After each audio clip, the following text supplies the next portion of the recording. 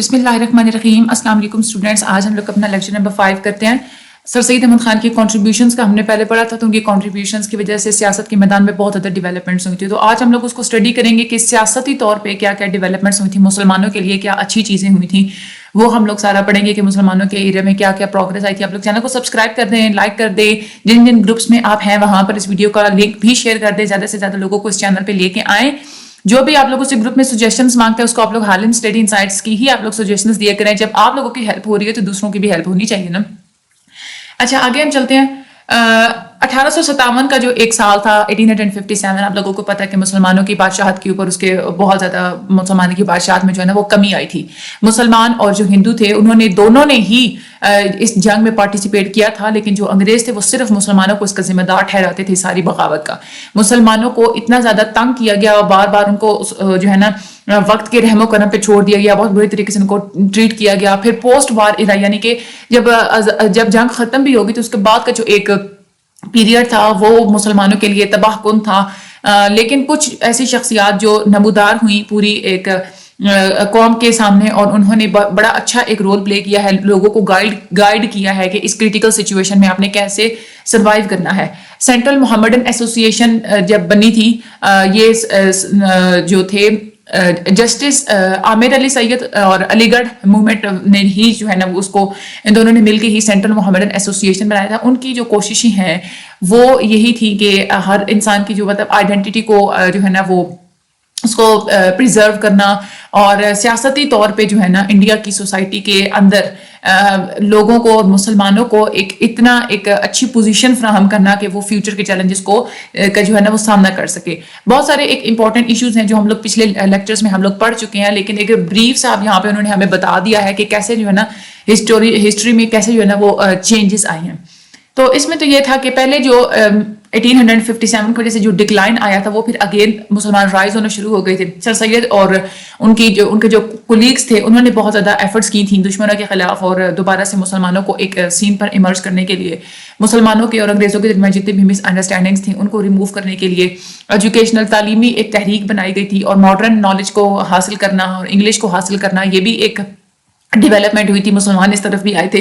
اردو ہندی کا جو تنازع چل رہا تھا یہ وہ ایشو تھا کہ جو ہندو کمیونٹی کی مسلمانوں کے طرف جو ہے نا وہ ایک دشمنی اور جو نفرت ہے وہ بڑھتی چلی جا رہی تھی, تو اردو ہندی کا جو ایک تنازع تھا وہ بھی سالو ہونا شروع ہو گیا تھا. پھر اس کے بعد کانگریس بنی. یہ ایک ایسا میتھڈ تھا تاکہ مسلمانوں کو جو ہے نا وہ ہندوازم میں شامل کرنے کے لیے ہی کانگریس بنائی گئی تھی, اور ان کی جو ایک پالیسیز تھیں, جو ایک تحریکی ان کی جو ایک وہ سیاست تھی کہ مسلمان جو ہے نا وہ کبھی بھی افورڈ نہیں کر سکتے, کیونکہ وہ جو ہے نا ماضی کی کچھ تلخیوں کی وجہ سے, برے حالات کی وجہ سے مسلمان اس قابل بھی نہیں تھے کہ وہ ساری ان چیزوں کو وہ فیس کر سکتے.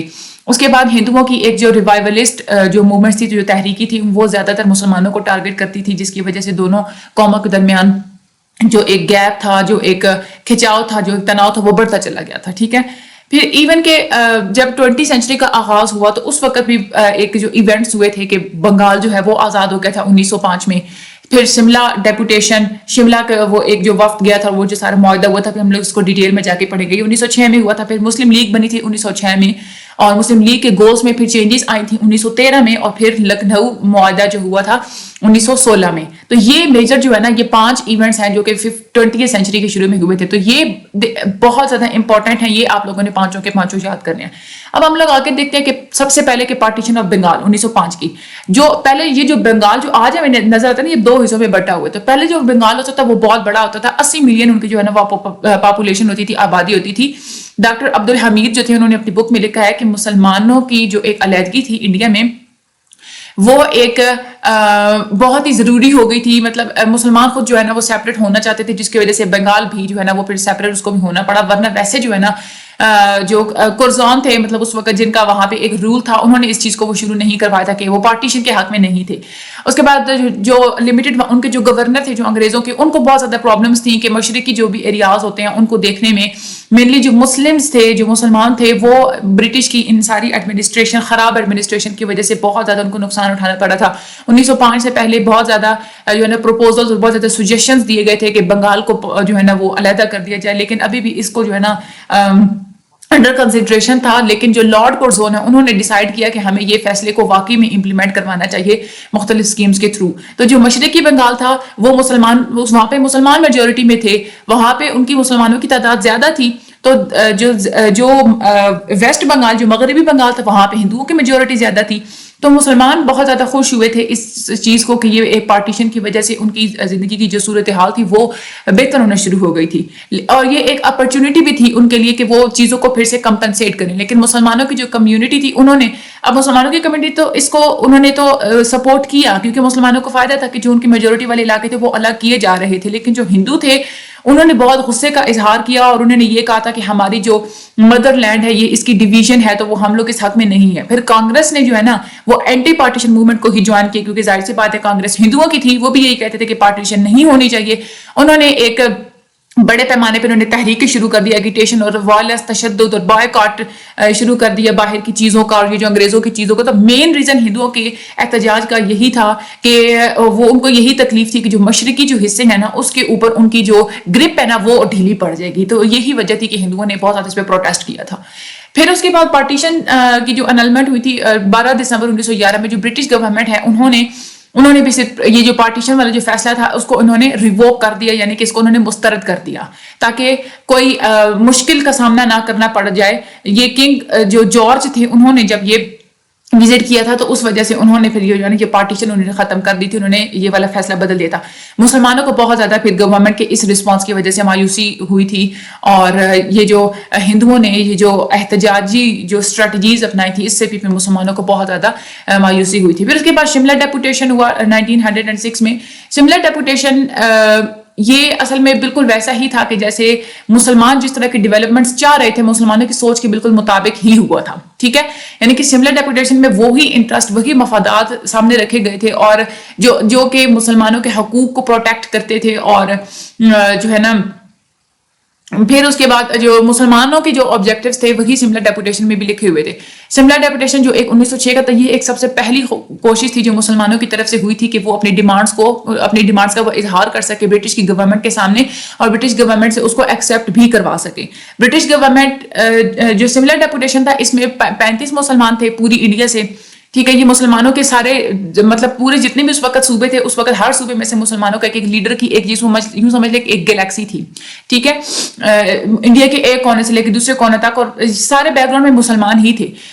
لیکن جب 1906 میں یہ جو ڈیپوٹیشن ہے، یہ جو ایک وفد ہے، یہ وائسرائے سے جا کے اس کو وائسرائے بھی کہا جاتا ہے، تو یہ مسلمانوں کے ایک وفد کی ہی یہ ایک ریپریزنٹیشن تھی، ان کے ہی نمائندے تھے سارے. تو یہ ڈیلیگیشن جو رہنما جو تھے اس ڈیلیگیشن کے وہ تھے سر آغا خان اور نواب محسن الملک نے ایز اے سیکٹری کام کیا تھا.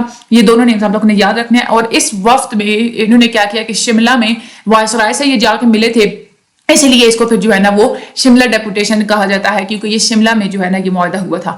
یہ جو ایک پورا جو میمورینڈم تھا، یہ جو ایک پوری رپورٹ تھی جس میں سارے پوائنٹس لکھے ہوئے تھے جو انہوں نے جو کہ ہمارے یہ جو مسلمان تھے انہوں نے یہ جو میمورینڈم جو سامنے پیش کیا تھا نا اپنے ڈیمانڈز، تو وہ یہی تھے کہ وہ مسلمانوں کے سارے مائنڈ اس وقت جو بھی تھا اس کے مطابق ہی تھا.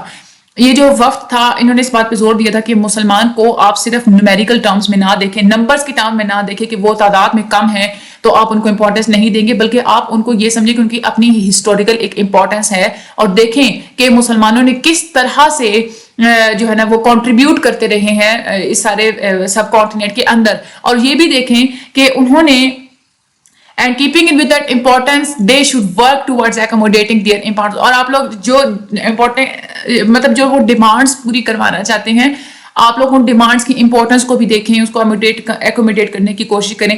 یہ جو سارے وفد ہے انہوں نے اس بات پہ بھی زور دیا کہ ایک جمہوری ایک پرنسپل ہونا چاہیے، اس کو انٹروڈیوس کروایا جانا چاہیے انڈیا کے اب کے حالات کو دیکھ کے، اور انڈیا کی جو پہلے والی جو کنڈیشنز تھیں اس کو دیکھ کے.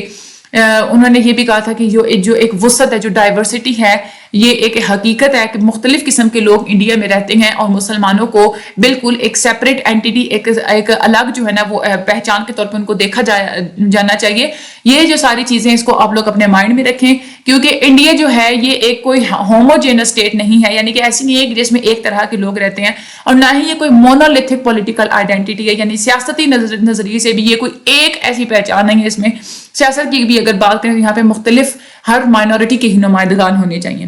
یہ ایک سیاستی یہ جو اس کی جو انڈیا کی جو سیاستی پہچان ہے، اس میں وسعت ہے، اس میں لوگوں کے جو ایک نظریہ ہے، جو سوچ ہے، جو دیکھنے کا انداز ہے، اس میں بہت زیادہ ڈائیورجنس ہے، ہر کسی کا مختلف ڈفرینسز ہیں. تو آپ جب اس طرح کا جب آپ لوگ کوئی سسٹم انٹروڈیوس کروا دیں گے، کوئی ڈیموکریٹک جب آپ لوگ سسٹم انٹروڈیوس کروائیں گے تو ساری چیزیں پھر ٹھیک ہو جائیں گی. تو اس سبمیشن کے بعد انہوں نے اور جو ہے نا وہ انہوں نے ڈیمانڈس رکھی تھی. انہوں نے یہ کہا تھا کہ آپ پاپولیشن سے ذرا ہٹ کے جو ہے نا آپ ریپرزینٹیشن کو امپورٹنس دیں، مطلب آپ لوگوں کو پاپولیشن کی آپ جو ہے نا وہ اس پہ نہ آپ لوگ جج کریں کہ اس کی پاپولیشن کم ہے تو ان کی امپورٹنس کم ہے. آپ ان کا جو ہے نا وہ ریپرزینٹیشن آپ ان کو دیں پاپولیشن سے ہٹ کے، کیونکہ اس کی زیادہ امپورٹنس ہے. مسلمانوں کے لیے سیپریٹ الیکٹوریٹس ہونے چاہیے، الیکشن سیپریٹ ہونے چاہیے. ان کا بھی ایک جو مسلمانوں کے جو لیڈرز ہوتے ہیں یہ بھی الیکشن میں کھڑے ہوں. مسلمانوں کی سیٹس جو ہے وہ ریزرو کی جانی چاہیے گورنمنٹ کی جابس میں، اور میونسپل اور جو ڈسٹرکٹ بورڈز ہوتے ہیں یونیورسٹی کے وہ سینٹس میں اور ان ساری چیزوں میں وہاں پہ بھی شیئرز ہونے چاہیے مسلمانوں کے. وائسرائے ایگزیکٹو کونسل میں مسلمانوں کے نمائندے ہونے چاہیے، اور مسلم یونیورسٹی ہونی چاہیے علی گڑھ میں. وائسرائے جو تھے نا وہ بہت ہی ہمدرد تھے ان ساری ڈیمانڈز کی طرف. انہوں نے بہت زیادہ انکریج کیا تھا کہ مسلمانوں کے یہ جتنے بھی جو ڈیمانڈز ان کو پورا کیا جانا چاہیے. انہوں نے اس بات کو انکریج کیا تھا کہ مسلمان وہ اپنی کوششوں کو جاری رکھیں اپنے حقوق کے لیے انڈین نیشنل کانگریس کے ساتھ ساتھ، بٹ لیکن اس کے لیے بھی ایک پلیٹ فارم چاہیے تھا. ٹھیک ہے، وائس رائے نے یہ کہا تھا کہ آپ کو جو ہے نا ایک پلیٹ فارم چاہیے. اب جب پلیٹ فارم چاہیے تھا تو پھر مسلمانوں نے مسلم لیگ بنا لی. مسلم لیگ بنی تھی ڈھاکہ میں، اور یہ بنی تھی December 30, 1906 میں. ٹھیک ہے، اب وہ ایک وقت آ گیا تھا کہ جب مسلمانوں کو ایک آرگنائز ہو جانا چاہیے تھا.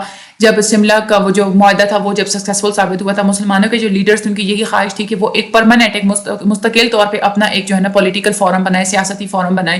میٹنگ کے بعد محمدن ایجوکیشنل کانفرنس جو تھی ان کی جب وہ میٹنگ ہوئی تھی تو مسلمانوں کے جو لیڈرز تھے وہ آپس میں ملے اور انہوں نے آل انڈیا مسلم لیگ کو سیٹ کیا. وقار الملک جو تھے وہ اس ساری میٹنگ کی چیئر پرسن تھے. نواب سلیم اللہ انہوں نے پروپوز کیا تھا، مطلب انہوں نے ہی یہ سارا جو سجیشنز اور سارا کچھ بنانا کرنا مسلم لیگ کو، اور حکیم اجمل خان جو تھے اور مولانا ظفر علی خان بھی اس ساری چیز میں شامل تھا. تو یہ آپ لوگوں نے نیمز بھی یاد رکھنے ہیں. پھر اس کے بعد کراچی میں جو سیشن تھا December 1907 کا، اور اس کی جو آئین تھی نا پوری ایک کانسٹیٹیوشن جو ہوتا ہے مسلم لیگ کا، یہ پاس ہو گیا تھا. اور 1908 میں علی گڑھ میں آغا خان جو ہے وہ اس کے صدر منتخب ہو گئے تھے. پھر اس کی ایک لندن میں بھی اس کی ایک برانچ بنائی گئی تھی 1908 میں. جسٹس امیر علی سید جو ہیں انہوں نے مسلم لیگ کی ایک برانچ بنائی لندن میں، اور انہوں نے بہت ہی اچھے طریقے سے افیکٹو انداز میں انہوں نے جواب دیا ساری مس انڈرسٹینڈنگس کا، اور ہندوؤں کی جو مسلمانوں کے خلاف جتنی بھی سازشیں تھیں اس کے بارے میں انہوں نے بہت ہی صاف لہجے میں انہوں نے وہاں پہ بات کی تھی. اب یہاں پہ اس وقت جب مسلم لیگ بنی تھی تو ان کے گولز کیا تھے کہ انہوں نے یہ کہا تھا کہ مسلمانوں کے مفادات اور مسلمانوں کے جو سیاستی جتنے بھی حقوق ہیں ان کو محفوظ کیا جائے، ان کو پروموٹ کیا جائے. اور پھر انہوں نے یہ کہا تھا کہ بغیر کسی تعصب کے جو ہے نا اپنے مطلب کہ مقاصد سے بھی جو ہے وہ ہٹ کے ساری کمیونٹیز کے درمیان میں ایک تعاون ہونا چاہیے، کوآپریشن ہونا چاہیے. اور یہ بھی انہوں نے کہا تھا کہ ایک سینس آف لائلٹی ہونی چاہیے مسلمانوں کے درمیان، جو ہے نا وہ ایک گورنمنٹ کی طرف مسلمان گورنمنٹ کے بھی جو ہے وہ لائل رہیں. یہ تو ان کے وہ گول تھے جب مسلم لیگ بنی تھی. تو تب لیکن بعد میں ان کے جو گولز ہیں ان میں چینجز بھی آئی تھی مسلم لیگ کے گولز میں. 1913 میں بہت ہی امپورٹنٹ ڈیولپمنٹس ہوئی تھی جب 20ویں صدی کے جو پہلے جو 10 سال تھے، کیونکہ وہاں پہ اس وقت کیا ہوا تھا کہ پارٹیشن آف بنگال کو رد کیا گیا. ٹھیک ہے، اس کے بعد مغرب کا ایک جو جارحانہ انداز تھا مسلمان ممالک کی طرف، پھر اس کے بعد بلکن وارز ہوئی، پھر لیبیا اور اٹلی کی جو ہے وہ وار ہوئی. پھر اس کے بعد کانپور میں 1913 میں ایک مسجد کو شہید کیا گیا. پھر مسلمانوں کا اس وجہ سے جو ایک وہ بلیف تھا نا برٹش کے بارے میں وہ کمزور سے کمزور پڑتا چلا گیا. اس کی وجہ سے مسلم لیگ کی پالیسیز میں چینجز آئیں. 1913 میں مسلم لیگ نے اپنے گولز جو ہے نا وہ چینج کر لیے تھے. پہلے تو انہوں نے یہ کہا تھا نا کہ مسلم لیگ کو گورنمنٹ کا لائر ہونا چاہیے اور مسلم لیگ کو جو ہے نا وہ کوآپریشن کرنا چاہیے. وہ انہوں نے کہا تھا پھر یہ کہ پہلے والی انڈیا کی کنڈیشنز کو سامنے رکھتے ہوئے مد نظر رکھتے ہوئے برٹش چاہے یہاں پہ حکومت کر بھی رہی ہے لیکن پھر بھی مسلم لیگ نون اپنی ایک سیلف گورنمنٹ کرے گی, مسلمانوں کے لیے خود گورنمنٹ کرے گی, ٹھیک ہے. اور اس کے بعد یہ بھی انہوں نے کہا تھا کہ اچھا ریلیشن بنائیں گے ہم دوسری کمیونٹیز کے ساتھ, ہم لوگ کارپوریٹ بھی کریں گے دوسری پارٹیز کے ساتھ, تاکہ ہم لوگ یہ اس طرح جن کے بھی اس طرح کے گول ہوں گے نا کہ مسلم لیگ کی جو ہے نا سیلف گورنمنٹ ہونی چاہیے, ہم لوگ انہی کے ساتھ ہم لوگ کارپوریٹ کریں گے. یہ چینج مسلم لیگ اور جو کانگریس کو ایک دوسرے کے قریب لے کے آیا تھا. اس طریقے سے جو ہے نا ہندو اور مسلمانوں کے درمیان تھوڑا سا تعاون سیٹ ہو گیا تھا. قائد اعظم محمد علی جناح کا اس میں بہت زیادہ رول تھا کہ انہوں نے مسلم لیگ کو اور کانگریس کو وہ ایک ٹیبل پہ لے کے آئے تھے اور انہوں نے مسلم لیگ کو 1913 میں جوائن کیا تھا. تو دس از آلسو ویری امپورٹنٹ کہ مسلم لیگ کو قائد اعظم نے 1913 میں جوائن کیا تھا. یہ بھی آپ لوگوں نے بات جو ہے وہ یاد رکھنی ہے. آگے ہم لوگ دیکھتے ہیں کہ لکھنؤ معاہدہ ہوا تھا 1916 میں. لکھنؤ معاہدہ یہ تھا کہ جب ہندو اور مسلمان آپس میں جب اکٹھے ہو گئے تھے نا, یعنی کہ یونائٹڈ ہو گئے تھے محمد علی جناح کی کوششوں سے, تو اس وقت یہ لکھنؤ معاہدہ ہوا تھا. دسمبر 1915 میں مسلم لیگ اور کانگریس خود الگ سے بمبئی میں ملے تھے. دونوں پارٹیز نے ایک کمیٹی بنائی تھی تاکہ وہ کمیٹی ایک ایسی اسکیم بنائے کہ آئین میں کہاں کہاں چینجز کرنی ہے دوسری پولیٹیکل جتنی بھی پارٹیز ہیں ان کے ساتھ وہ مشاورت کے بعد, ٹھیک ہے. قائد اعظم محمد علی جناح کا بھی اس میں کیا رول تھا, جناح جو ہے نا وہ بہت زیادہ کیا دو قوموں کو آپس میں متحد رکھنے کے لیے, اور ساتھ میں جو ہے نا اس طریقے سے متحد رکھنا ہے کہ مسلمانوں کے جو حقوق ہیں ان کی بھی حفاظت ہو سکے. دونوں پارٹیوں کی جو میٹنگ تھی وہ لکھنؤ میں ہوئی تھی 1916 میں, اور اس کے بعد آئینی جو ایک پروپوزل تھا وہ اپروو ہو گیا تھا. اس میں یہ آئین کا جو کانسٹیٹیوشنل پروپوزل تھا اس میں کون کون سے پوائنٹس تھے یہ ہم لوگ دیکھتے ہیں. انہوں نے یہ کہا تھا کہ امپیریل لیجسلیٹو کونسل جو ہے اس میں مسلمانوں کی 1/3 سیٹس ہوں گی, مسلمانوں کے سیپریٹ الیکٹوریٹ ہوں گے. آدھے ممبر جو ایگزیکٹو کونسل کے جو ممبرس جو ہوتے ہیں نا منتخب ہوتے ہیں, اس میں سے آدھے ممبر منتخب ہوں گے امپیریل لیجسلیٹو کونسل کے ممبر سے, ٹھیک ہے. پھر انڈیا کی جتنی آرمی ہے وہاں پہ مسلمانوں کو کمیشن رینکس دیے جائیں گے, ٹھیک ہے. پروونشل لیجسلیٹو کونسلز کو بڑا کیا جائے گا. آدھے ممبر جو گورنر ایگزیکٹو کونسل کے ہوں گے وہ پروونشل لیجسلیٹو کونسل ہی الیکٹ کرے گی, اور ہر صوبے میں جو ہے نا وہ ایک ویٹیج رکھی جائے گی کہ ہر صوبے میں اتنی اتنی سیٹس ہوں گی مسلمانوں کے لیے.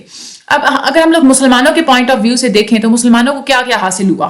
سیپریٹ الیکٹوریٹ مل گئے, ٹھیک ہے. سینٹرل لیجسلیچر میں مسلمانوں کو 1/3 بھی مل گئی, اور ان آفیشیل بل بھی پاس ہو گیا جو کہ یہ تھا کہ اگر کمیونٹی میں 3/4 بندے اگر اس کی مخالفت کرتے ہیں تو وہ پھر پاس نہیں ہو سکتا تھا, ٹھیک ہے.